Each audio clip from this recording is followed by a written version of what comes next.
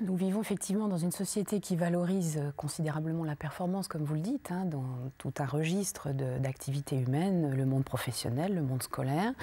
le monde sportif, avec cette particularité du monde sportif qu'il est un exemple privilégié de ce culte de la performance, parce que la performance est l'essence du sport et en particulier du sport de haut niveau, et parce que le scénario sportif, par nature, est suffisamment simple et schématique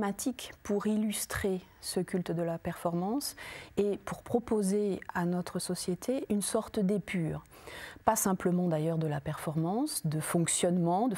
contractuel, de relations sociales, de dépassement des limites humaines au travers de la recherche médicale, etc. Or, cette épure que propose le sport,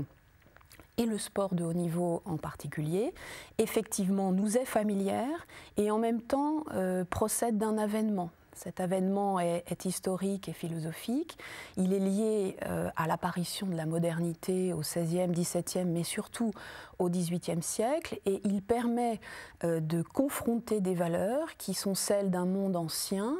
antique, médiévale, et celles qui ensuite connaissent le succès que l'on sait au travers du siècle des Lumières dont nous sommes les héritiers. Donc il y a effectivement une opposition de valeurs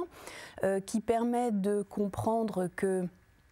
dans l'Antiquité, probablement et même très certainement,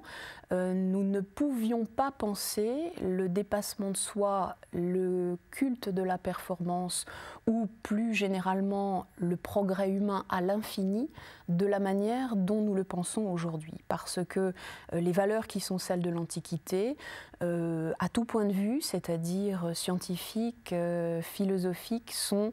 différentes, radicalement différentes de celles de la modernité.